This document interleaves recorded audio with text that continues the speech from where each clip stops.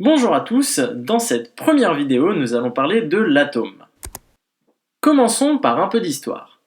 Le mot atome vient du grec atomos, qui signifie littéralement insécable. La vision que les Grecs avaient alors de l'atome varie bien évidemment de la réalité des faits.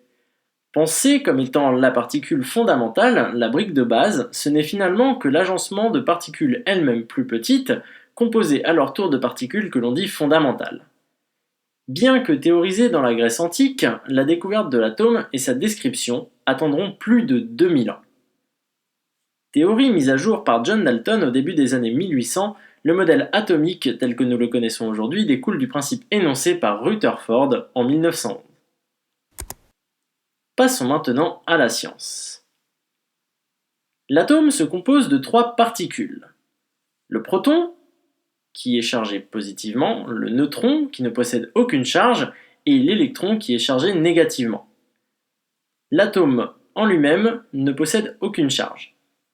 L'ensemble proton-neutron compose le noyau et regroupe 99,9% de la masse atomique. L'ensemble des électrons forme ce que l'on appelle un nuage électronique qui entoure le noyau. Fun fact, l'atome est composé à 99,9% de vide et il est pourtant impossible de traverser la matière bien qu'elle-même en soit composée. Pourquoi?